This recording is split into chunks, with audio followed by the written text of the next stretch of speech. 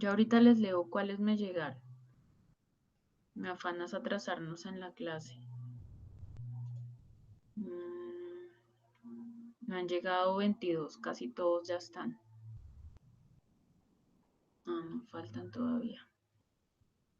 Miren, les leo. Hasta el momento me ha llegado el quiz de Claudia Marilia Bendaño, María Fernanda Molina Pardo, Karen Marcela Martínez Parra, Maurel Dayana Maecha Triana, Camila Stephanie Sánchez, Sara y Daniela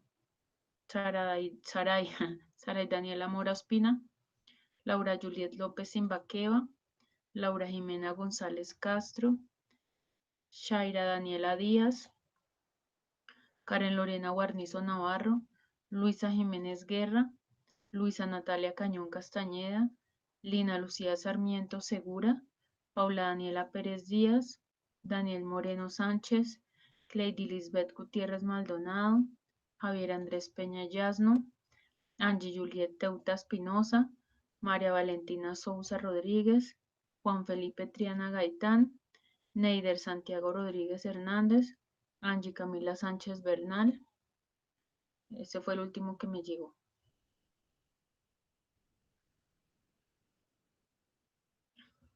No me han llegado más. Listo. Presentación.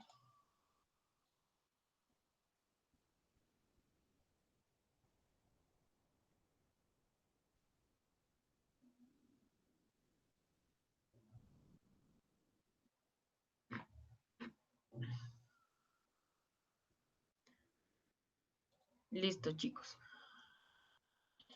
La clase de hoy, entonces básicamente vamos a empezar a hablar de toda la línea roja, la línea eritroide.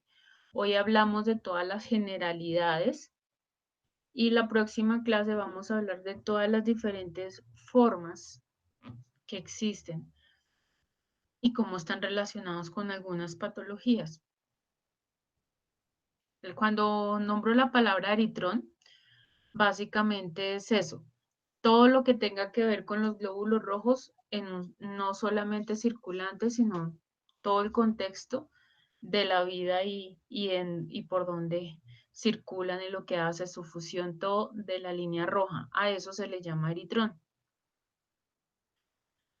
Vamos a ver todo esto. Entonces, primero, repasar la eritropoyesis. Segundo, las funciones. Tercero, mirar los mecanismos metabólicos que tiene la membrana, en qué consiste, cómo está compuesta la hemoglobina, el hierro, la producción de los glóbulos rojos que se requiere para su producción, senescencia o vejez, qué pasa cuando mueren los glóbulos rojos y los parámetros del hemograma de los glóbulos rojos. ¿Todos me escuchan bien y ven bien la presentación? Sí, profe. Solo que falta como que hable un poquitico más duro. Ok. Listo. Los glóbulos rojos nosotros tenemos en nuestro cuerpo más o menos 4.2 a 5.5 por 10 a la 6 microlitros, es decir, 4.2 a 5.5 millones de glóbulos rojos. Esas son las unidades y eso lo tienen en la tablita de los parámetros que les di, los valores de referencia. De estos glóbulos rojos, entonces, si repasáramos como tal la eritropoyesis o la formación de los glóbulos rojos, vamos a ver que siempre es desde una célula muy grande hasta se va volviendo pequeña, pequeña. Va perdiendo, se va achicando la célula y el núcleo. Antes de que sea glóbulo rojo, bota el núcleo la célula, queda el reticulocito y después se vuelve el eritrocito maduro. Entonces, ¿cuál es la idea de nosotros que no habíamos visto como tal, uno a uno, cada uno de los eritroblastos? Podemos hablar de normoblasto o de eritroblasto, que son dos terminologías, pero o lo llamamos como tal normoblasto o lo llamamos eritroblasto a todos.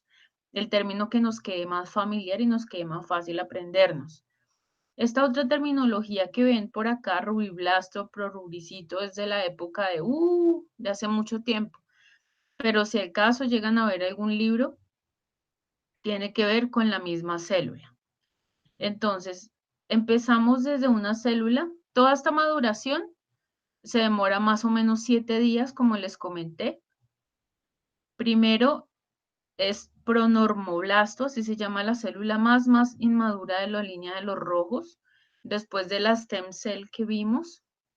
Después se vuelve normoblasto basófilo, que tiene las mismas características de un blasto, que es un núcleo muy grande, un citoplasma muy pequeño y la célula es muy grande.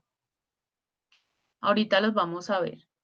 Después de esto, la célula madura a una célula que se llama normoblasto policromático, que vamos a ver que su citoplasma parece como un huevito frito, para que me lo logren identificar más fácil. El citoplasma es azulito, aquí lo que son los blastos es un azul intenso, aquí tiene un poquito más de citoplasma. El núcleo como tal, vamos a ver más fácil espacios oscuros y espacios claros. Por eso logramos identificar esta célula más fácil.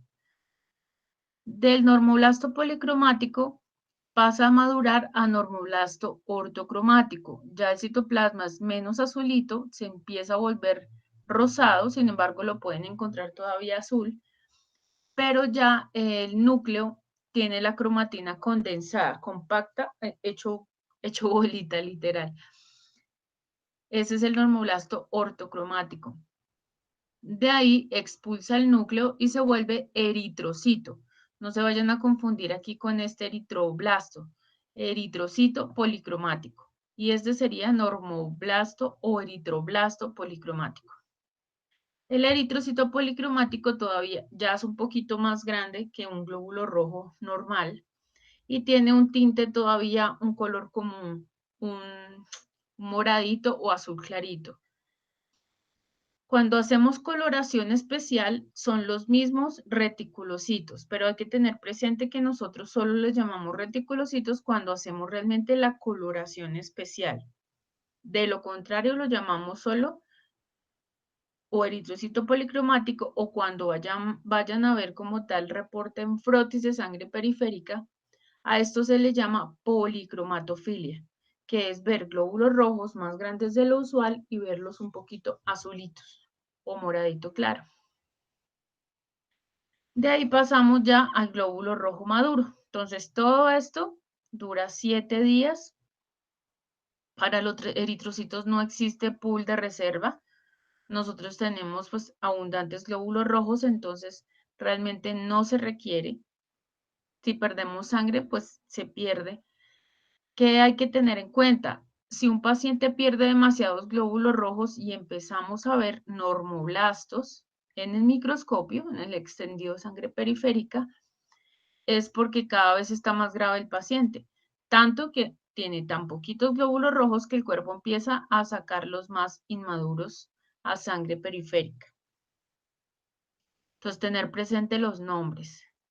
Aquí les doy un ejemplo, pronormoblasto y normoblasto basófilo en el microscopio. Si nos damos cuenta aquí, pronormoblasto, normoblasto basófilo, las características son las mismas. Es una célula que tiene un núcleo muy grande, ocupa casi toda la célula, un citoplasma muy delgado y si se dan cuenta, estas dos son iguales, si uno las describiera. Lo que las diferencia es el tamaño. Entonces, el pronormoblasto, que es la célula más inmadura, es la más grande si comparamos con los glóbulos rojos que tenemos a nuestro alrededor. En cambio, el normoblasto es mucho más pequeño, normoblasto basófilo, pero se parecen. Aquí vemos entonces un normoblasto basófilo, si comparamos con los glóbulos rojos del pie, no es tan grande.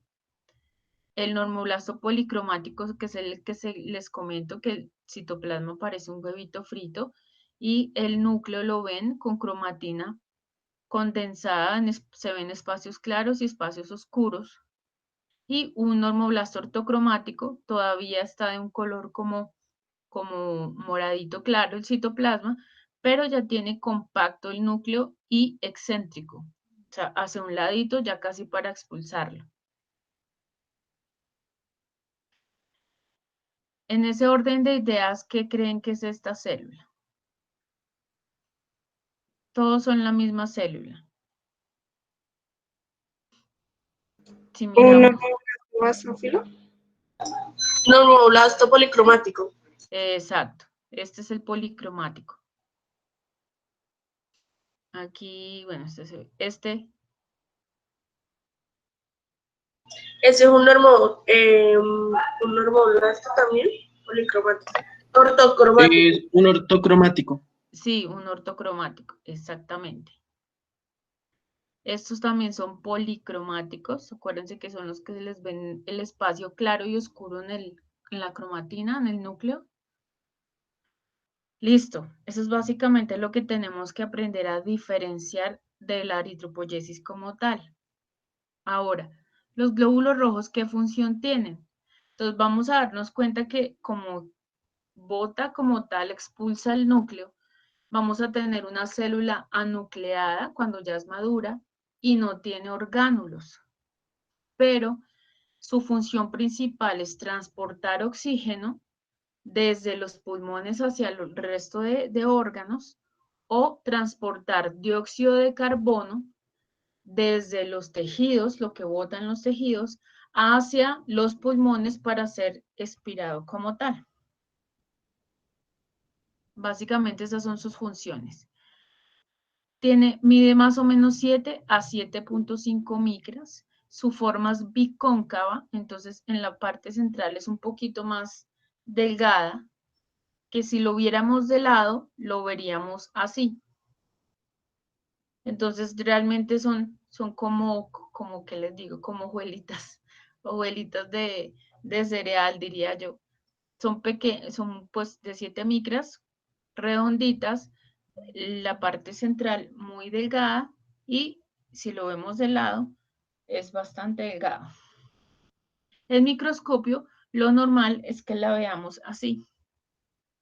Vemos los glóbulos rojos y un poquito la parte central más clarita, pero es un poquito. Esto es lo normal. ¿Qué mecanismos utiliza el glóbulo rojo? Entonces, resulta que también, a pesar de que no tiene orgánulos, hace catabolismo. ¿Qué es catabolismo? Que coge todos los productos mucho más como más grandes, proteínas, polisacáridos, grasas, y las convierte en sustancias más pequeñas, aminoácidos y todo para tratar de formar ATP, que es la forma en la que los glóbulos rojos tienen energía. Existen metabolismo de glucólisis. Mi idea como tal no es explicarles cada paso, porque yo sé que cuando vean bioquímica van a ver esto paso a paso. Solo que sepan que el glóbulo rojo lo hace también. Entonces coge la glucosa y la transforma para hacer ATP. ¿Cuál es la idea de, primero, saber que los glóbulos rojos cogen la glucosa y la transforman en energía? Es útil porque cuando ustedes tienen muestras, pero para hacer, digamos, química, de esos tapa amarilla o tapa roja, si no centrifugan rápido esos tubos después de tomarle la muestra al paciente y dura mucho la mezcla del suero con la sangre, los glóbulos rojos se le van a consumir el azúcar de esa muestra del paciente. Entonces van a tener muestras con valores o normales, dependiendo si es un paciente diabético, o un valor de azúcar muy bajito, precisamente porque dejaron mucho tiempo la mezcla de glóbulos rojos con el suero y no la separaron para analizar la glicemia después en química. Son cosas importantes para tener presente. Tiene otras vías de desviación de glucólisis. Una se llama vía glucosa 6-fosfato deshidrogenasa o G6P. Mi idea tampoco es que se aprendan todo esto así de memoria. Mi idea es que sepa para qué es. Entonces, hacen una desviación de glucólisis. Esta vía glucosa 6-fosfato la van a ver en una patología el próximo semestre. Entonces, la idea de esta vía es inactivar los compuestos oxidantes y proteger la hemoglobina como tal de los glóbulos rojos. Compuestos oxidantes, cualquier cosa que ustedes le digan que es una sustancia oxidante, que sean medicamentos o cosas que le venden, mejor dicho, que son oxidantes y nos ayudan a rejuvenecer. Todo esto, si el paciente como tal, su genética, no funciona bien esta vía glucosa 6-fosfato deshidrogenasa, o sea, usualmente a nosotros no nos pasa nada, pero si el paciente genéticamente tiene un problema en esta vía, sí va a tener problemas, porque si no funcionan, apenas le dan una sustancia oxidante a ese paciente, esa hemoglobina se daña, el glóbulo rojo se rompe y este paciente va a tener anemias hemolíticas, se le van a romper los glóbulos rojos apenas tenga contacto con sustancias oxidantes. Por eso es importante conocerlo. Tiene otra vía que se llama metahemoglobina reductasa. También la idea es que trata de volver de estado ferroso, que es el estado normal en el que se adquiere el hierro, a estado férrico para lo mismo, salvaguardar, pero en esta ocasión no salvaguarda la hemoglobina, sino salvaguarda el hierro, por lo que está en contacto con el oxígeno para que no se oxide el hierro. Que sepan para qué funciona, esa es mi idea. Uno aprenderse eso de memoria tampoco es la idea. Y existe otro mecanismo que se llama vía de Rappaport. ¿Cuál es la idea? Esta vía lo que hace es hacer que la hemoglobina, cuando llegue a los pulmones, pueda liberar oxígeno. Entonces se hacen unos cambios moleculares por los cuales puede soltar el oxígeno apenas llega a los pulmones. Entonces, si falla esta vía, pues también el paciente va a tener problemas de respiración. Entonces, recordemos, son básicamente estas. La glucólisis, tener presente, por lo que les comento, una muestra, los glóbulos rojos se consumen la glicemia. La desviación de glucólisis vía glucosa 6-fosfato deshidrogenasa protege la hemoglobina de sustancias oxidantes. Vía metahemoglobina protege el hierro de la oxidación, lo vuelve de estado ferroso a estado férrico, mientras que lo está transportando. Vía de Rappaport, entonces, por el cual la hemoglobina puede soltar el oxígeno cuando llega a los pulmones o a los tejidos. Listo. La membrana. La membrana del glóbulo rojo tiene una gran cualidad y es que se deforma muy fácil. O si no, no podría circular por la sangre. Entonces, hagamos de cuenta aquí este dibujito que va pasando por toda la parte vascular, tanto vasos capilares chiquitos como grandes, y tiene la cualidad de que se puede amoldar a cualquier espacio y es muy flexible el glóbulo rojo, se puede modificar de muchas maneras. El glóbulo rojo tiene una bicapa lipídica, así como nos enseñaron en biología. Todas las células tienen bicapas lipídicas en su membrana. Está conformada también por hidratos de carbono, proteínas, lípidos, todo lo que nos enseñaron cuando vimos biología. ¿Qué hay que tener presente en el glóbulo rojo como tal, en su membrana? Tiene también proteínas integrales. La más importante es una banda 3, que es esta que atraviesa aquí toda la membrana. Y tiene espectrinas y anquirinas. Ya les digo qué es eso. Este dibujito me ayuda un poquito a explicarles más eso. La banda 3, o cuando a la membrana del glóbulo rojo le hace falta una proteína como tal integral o que atraviese toda la membrana, proteínas importantes de la membrana, ¿qué le va a pasar al glóbulo rojo? Va a perder esa facilidad de mover su membrana y se va a volver rígida. Entonces esos glóbulos rojos no nos sirven. El cuerpo intenta eliminarlos. Cuando se va envejeciendo el glóbulo rojo pasa eso, va perdiendo su movimiento usual de la membrana y se va volviendo más rígida. Y esto hace que o se muera o sea eliminado por el cuerpo.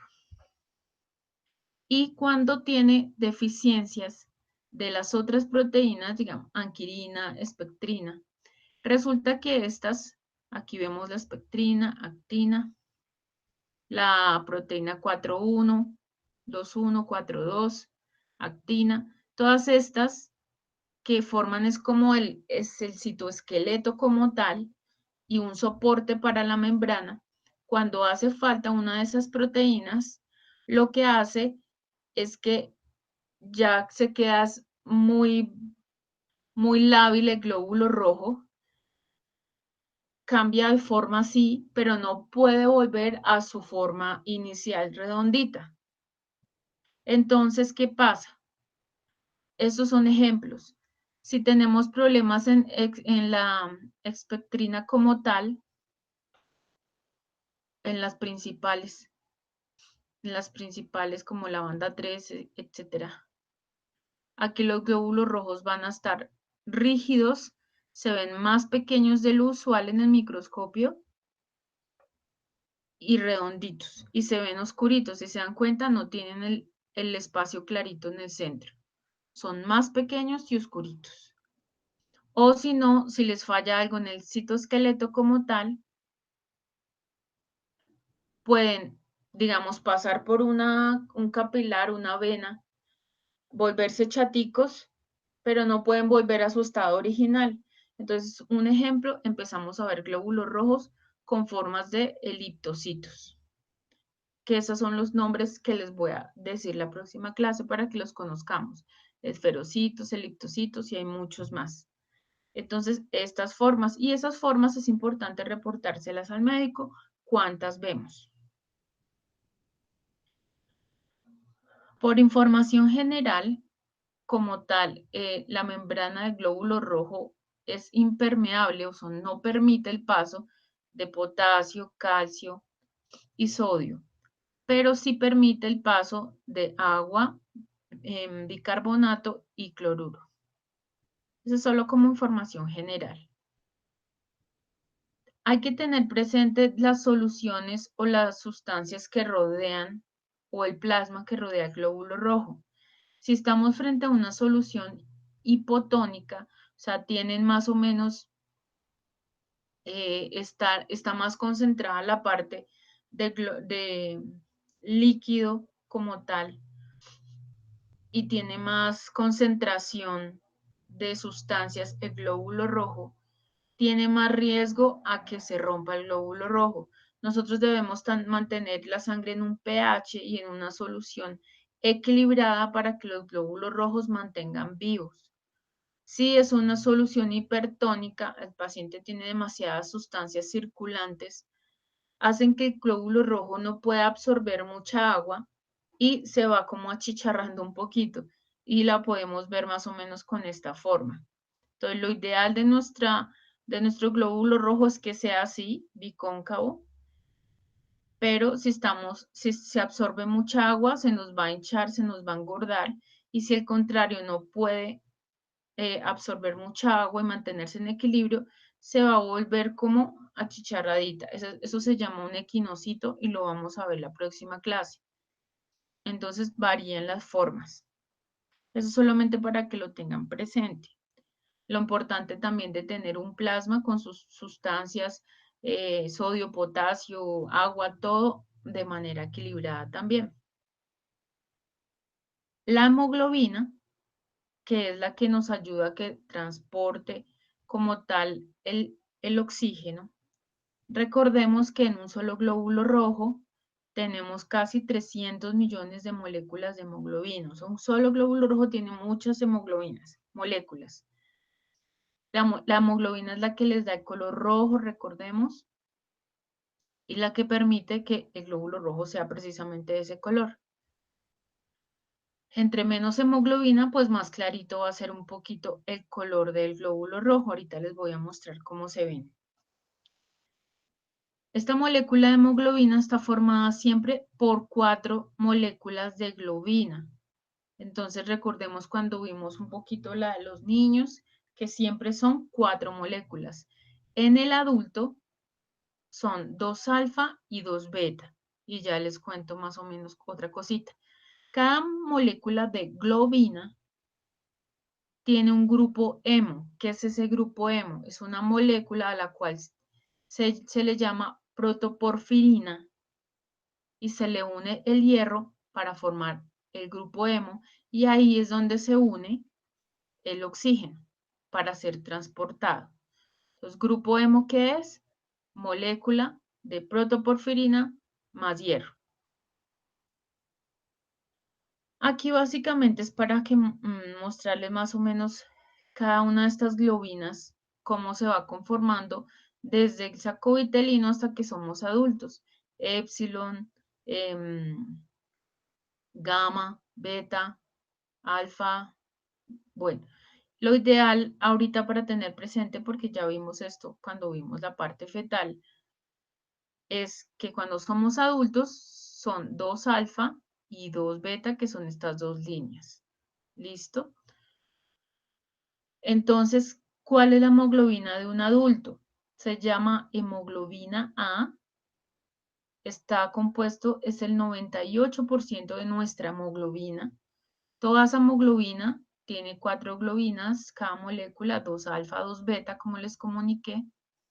Tenemos muy poquita hemoglobina A2, 2 o 3%, y fetal ya no deberíamos casi tener.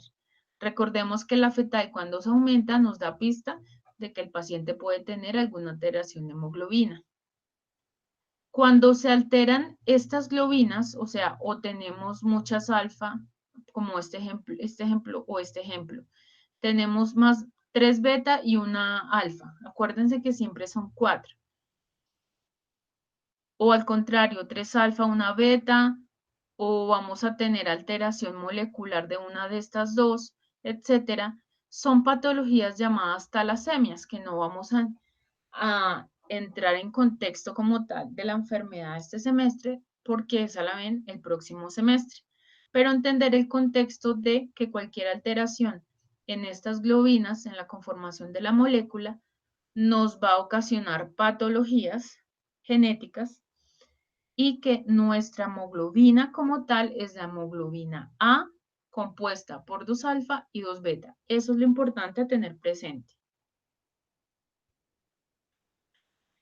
Existen variantes de hemoglobina, o sea, diferentes nombres que se le dan dependiendo de cómo esté molecularmente.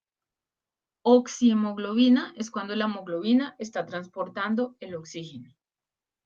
Desoxihemoglobina, cuando la hemoglobina soltó el oxígeno. Metahemoglobina, cuando está el hierro en estado férrico, no tiene oxígeno, pero no lo está transportando como tal, no lo puede liberar. Es como ahí lo tiene y ya, metahemoglobina. La muestra como tal de un paciente que tenga mucha metahemoglobina puede ser de color marrón o azulada un poquito. Estas son pistas estilo el CSI. Mirar cómo está la muestra del paciente. Sulfohemoglobina, definitivamente esta hemoglobina no va a transportar oxígeno.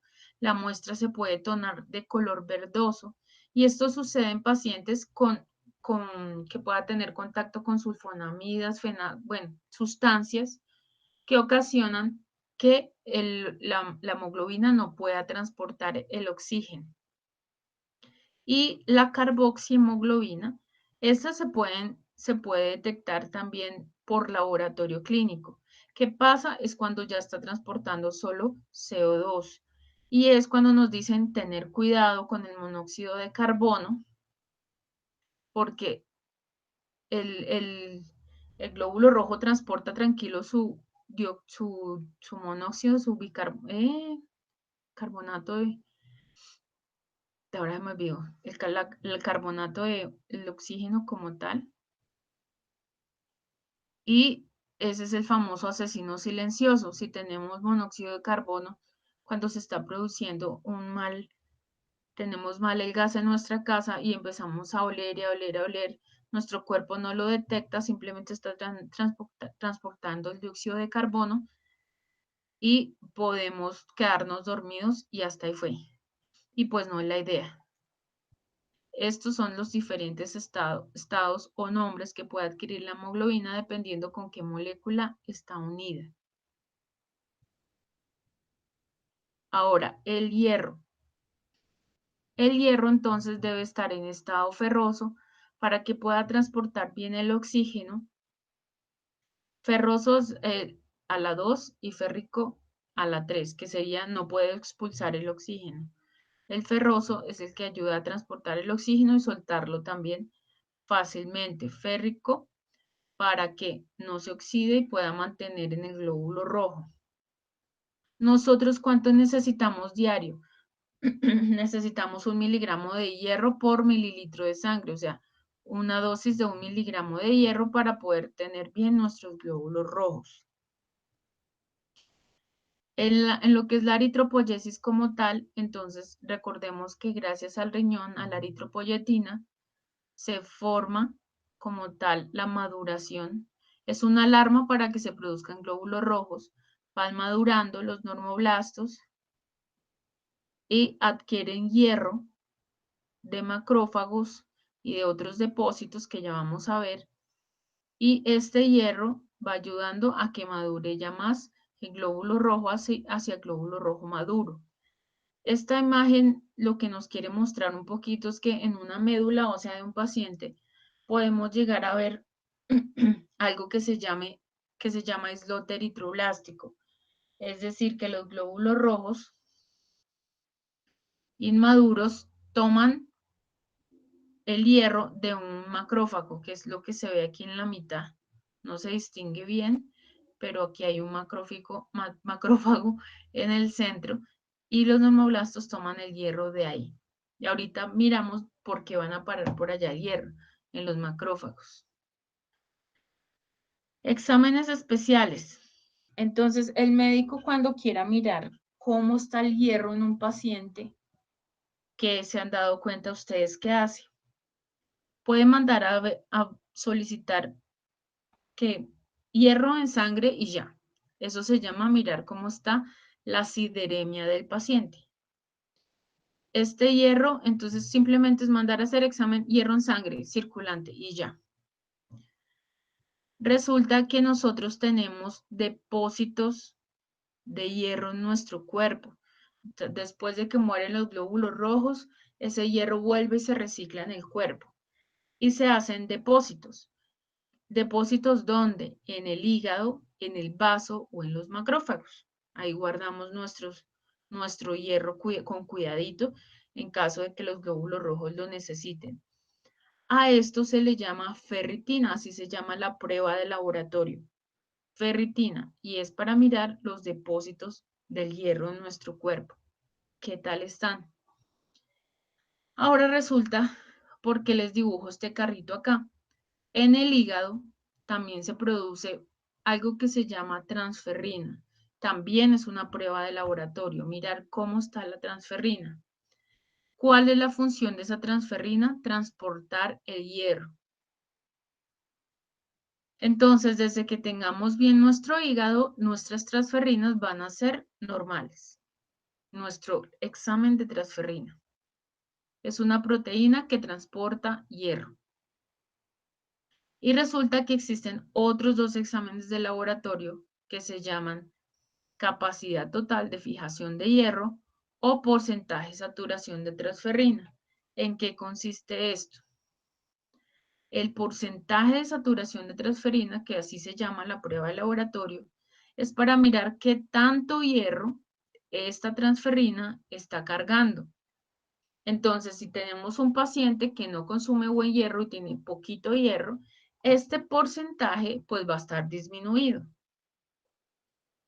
Ahora, si queremos hacer un examen de laboratorio que se llama capacidad total de fijación de hierro, que siempre se va a manejar es con las siglas en inglés TIBC, pero es lo mismo. pero para que recuerden que es el mismo examen, capacidad total de fijación de hierro es la misma TIBC. Esta capacidad total de fijación del hierro, ¿qué nos quiere decir? ¿Qué capacidad tiene esa transferrina, que es la que transporta, para cargar más hierro? Entonces, si tenemos un porcentaje de saturación disminuido, ya vimos por qué el paciente. Entonces es porque tenemos casi desocupado este carro, o sea, casi desocupada la transferrina. Por lo tanto, el carro sí tendría capacidad de recibir más hierro si quisiera. O sea, esa capacidad está aumentada. Siempre esta prueba, si esta prueba está aumentada, esta está disminuida. O al contrario, si esta está aumentada, esta está disminuida. Siempre son contrarias. El porcentaje de saturación de transferrina a la capacidad total de fijación de hierro. Entonces, saber que existen todas estas pruebas.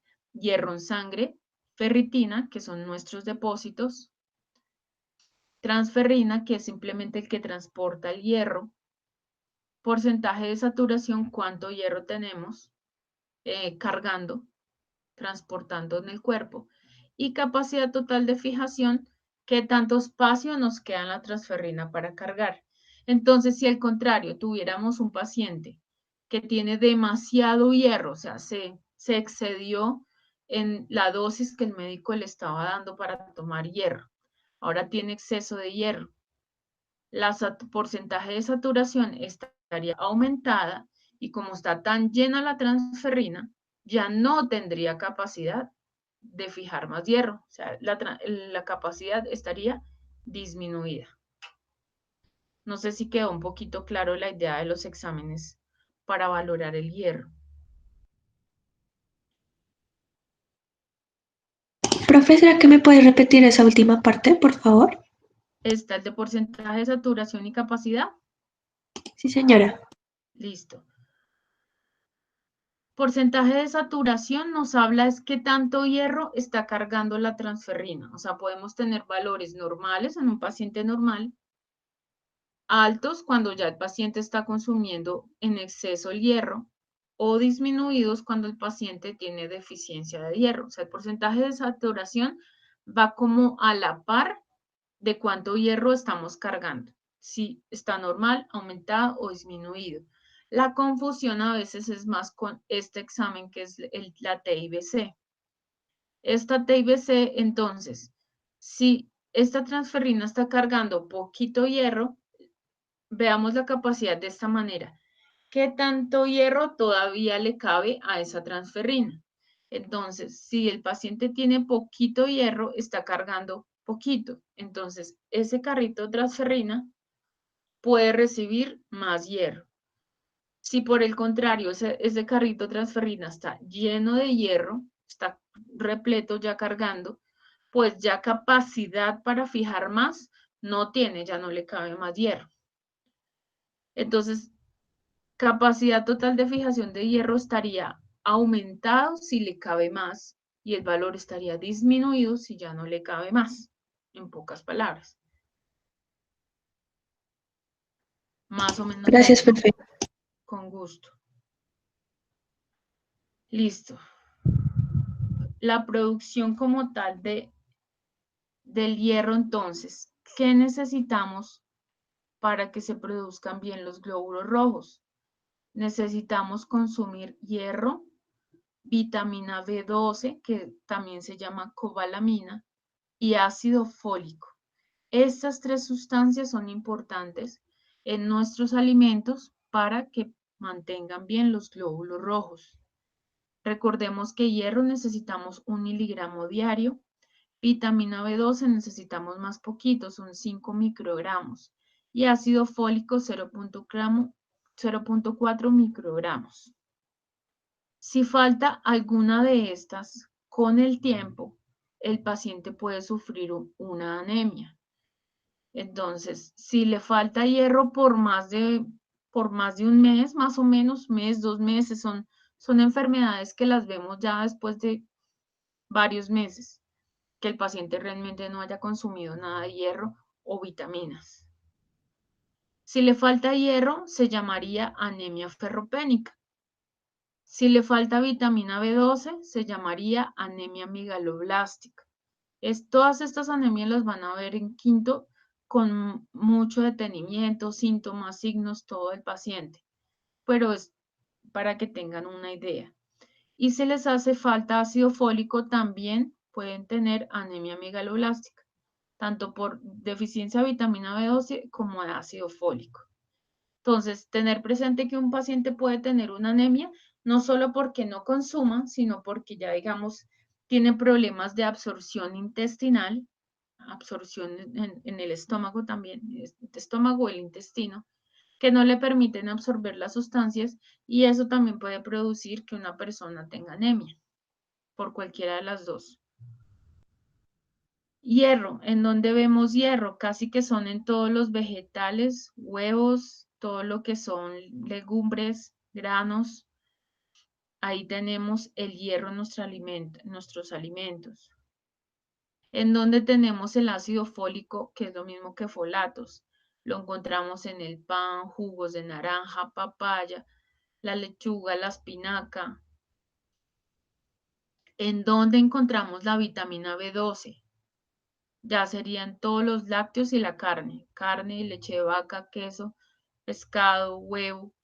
Entonces, ¿quiénes tienen que tener cuidado aquí con esto? Miremos que necesitaríamos poquito, ¿cierto? Vitamina B12, ácido fólico. Pero a medida que pasa el tiempo, si no tomamos nada de esto, podemos sufrir esa anemia megaloblástica.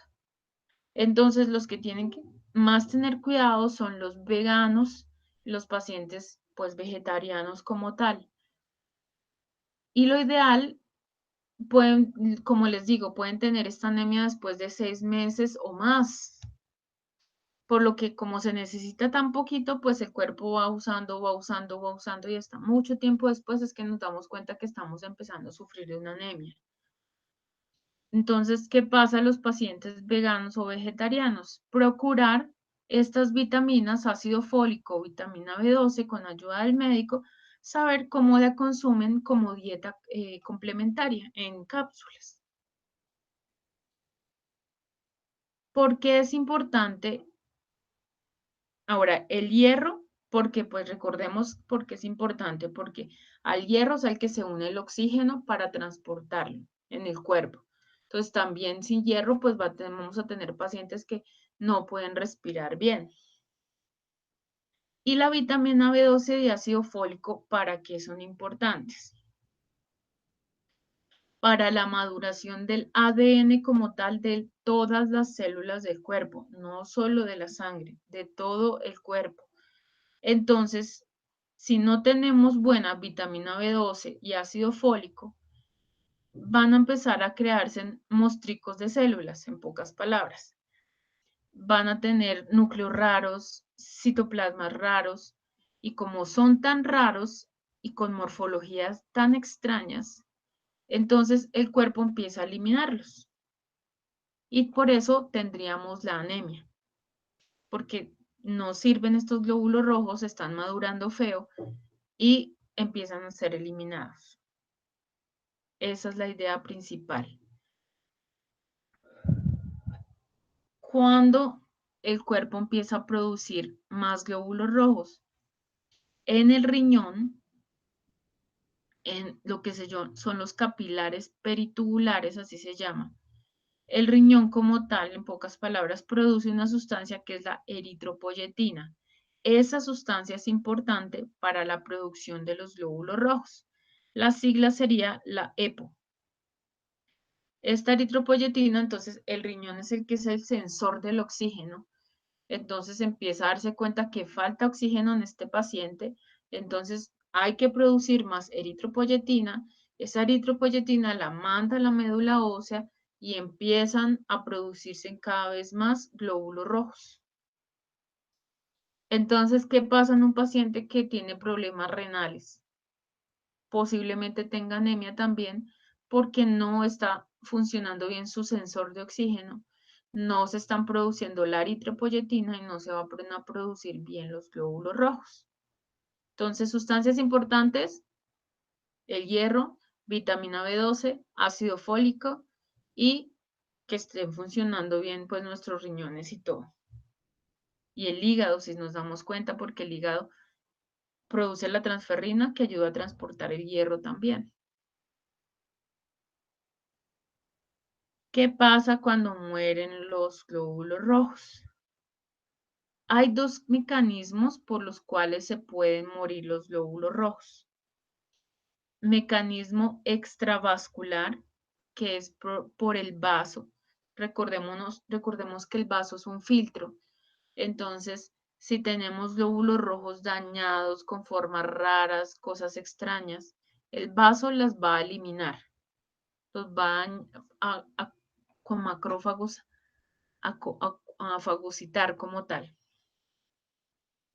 Entonces, a esto se llama extravascular, o sea, fuera de la pared vascular, porque es un órgano, se eliminan los glóbulos rojos. Y hemólisis es precisamente ruptura de los glóbulos rojos, el término. Intravascular es porque es mientras que va circulando los glóbulos rojos en nuestras venas, también se pueden mecánicamente romper los glóbulos rojos. ¿Por qué? Por ejemplo, por químicos, por veneno de una serpiente, por ejemplo, por que tienen válvulas cardíacas que hacen que, como no es una vena natural, pueda ir rompiéndose glóbulos rojos. ¿Por qué más mecanismos se pueden romper? Por anticuerpos que atacan al glóbulo rojo, autoanticuerpos, y rompen los Profe, glóbulos rojos. Dime, ¿los macrófagos lisan los glóbulos rojos en el vaso o lo hacen intravascular? en el vaso, ¿En el vaso? los macrófagos. Ah, ok. Y ya intravascular sería por efectos mecánicos o toxinas, tóxicos, medicamentos, etc.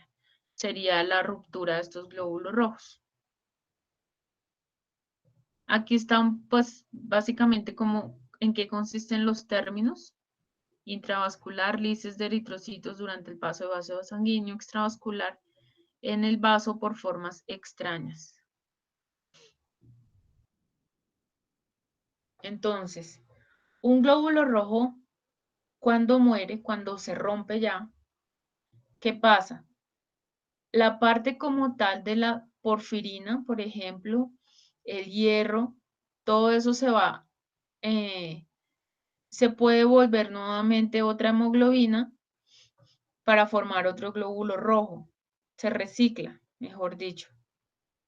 El hierro solito se recicla como transferrina. Acuérdense que es la forma en la que se transporta, y en la ferritina, que sería nuestro depósito de hierro. Y la parte de porfiria, la protoporfiria, porfirina, que es donde se une el hierro, se puede degradar en forma de bilirrubina. Ahorita les muestro un poquito. Y a la vez, pues aquí lo único que muestran es nuevamente las clases de hemoglobina que tenemos: desoxihemoglobina, carboxihemoglobina, metahemoglobina. Entonces, la parte de las porfirinas como tal, que es la que se une al hierro, pasa como tal a desecho. Se vuelve una sustancia que se llama biliverdina. Esta pasa al hígado. En el hígado se nos vuelve bilirrubina, pero es la no conjugada o la bilirrubina indirecta. Cuando a un paciente o a uno le hacen valores de bilirrubina, siempre le valoran la bilirrubina total, la directa y la indirecta. La total es la suma de la directa con la indirecta. Pero entonces el médico que mira, si está más aumentada la directa que la indirecta, es porque es un daño en el hígado. Y si está más aumentada la indirecta, es porque es por hemólisis de los glóbulos rojos.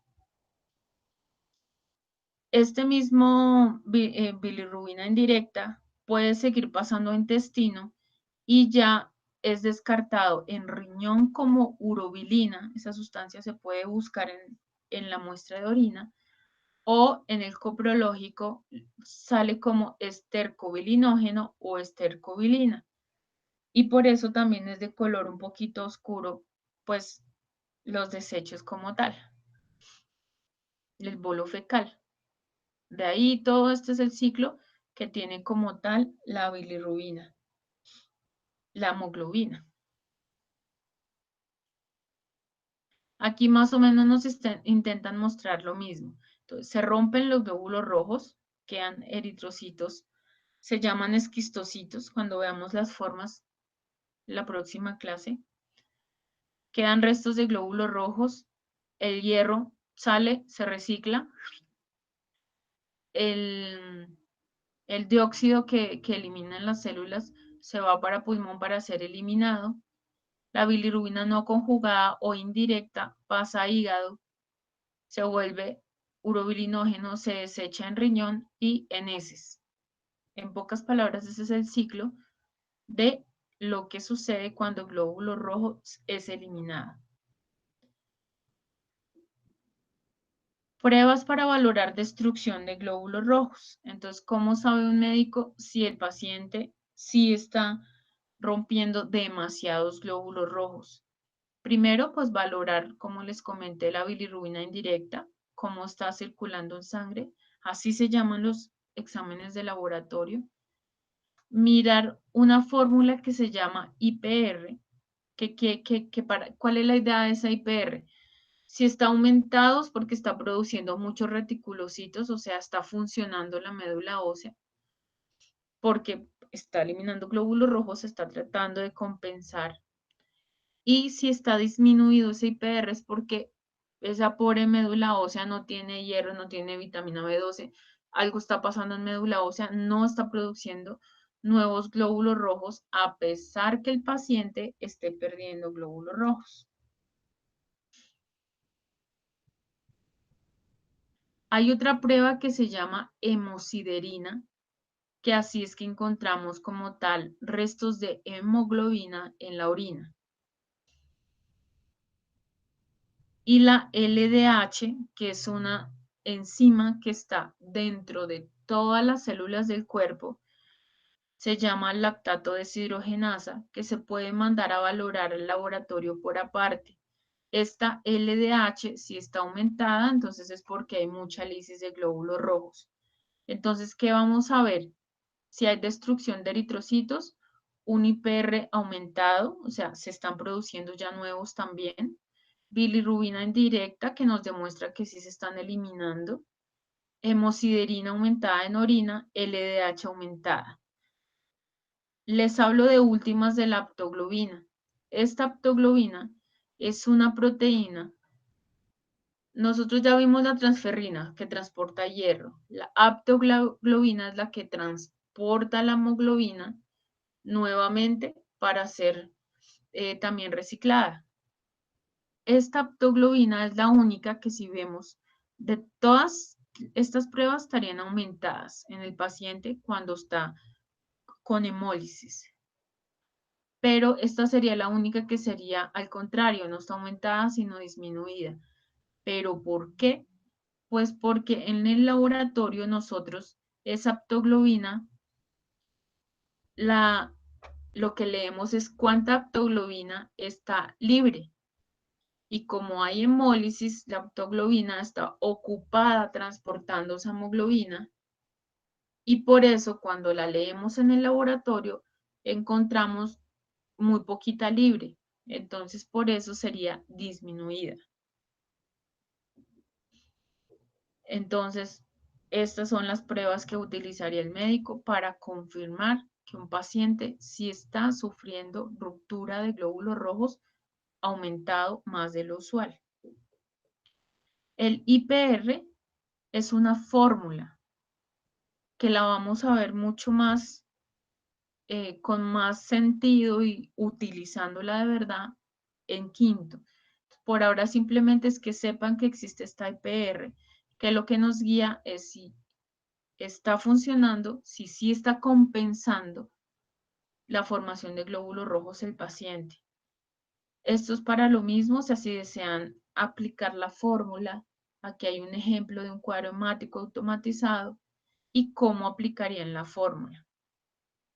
Pero por el momento lo que les digo, simplemente saber que existe esa fórmula.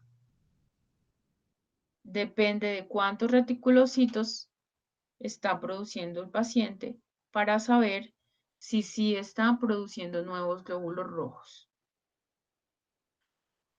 por la pérdida. Bilirrubina indirecta, nuevamente recordar, bilirrubina total, directa, si tenemos un aumento sería daño hepático, indirecta por lisis de glóbulos rojos. Hemosiderina, como les comenté, restos de hemoglobina en la orina. Esto nos ayuda a mirar si la hemólisis es intravascular, también la hemosiderinuria o hemosiderina. La aptoglobina, la que les comento que transporta la hemoglobina que quedó después de que se rompieran los glóbulos rojos, que está disminuida porque nosotros valoramos en el laboratorio cuánta está libre y está en este momento ocupada transportando la hemoglobina que quedó. La LDH, que es una enzima que está en todas las células del cuerpo y si está libre es porque existe ruptura de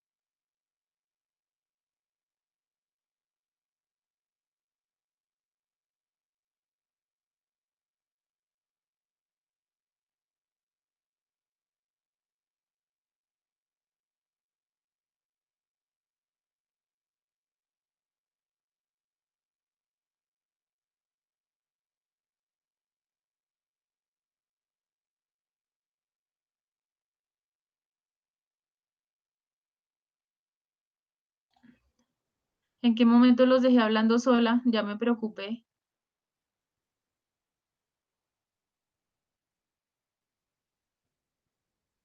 No vi que me escribiera ninguno alertándome.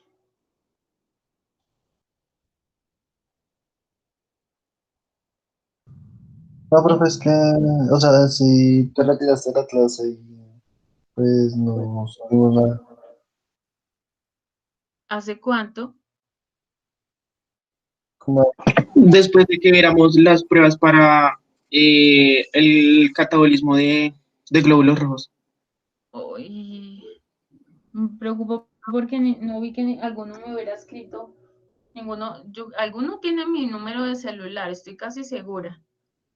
Me hubieran avisado. Ay, madre. Porque el problema es que el tiempo no me alcanza para repasar otra vez la clase. Me tocaría mandarles grabación, pero por ahí el miércoles del próximo grupo que yo tenga, les mando la grabación de la clase. Porque el problema de hoy es porque me están solicitando estar en una reunión ahorita a las 40 y eso es lo que me preocupa. Por favor, a la próxima me avisan. Yo igual por eso es que ustedes me ven que a veces estoy pendiente del celular, porque cuando uno tiene la presentación abierta, no alcanza a distinguir quiénes están o si me están escuchando o no. Ay, ay, ay. Miren, igual mi número se los anoto por el chat.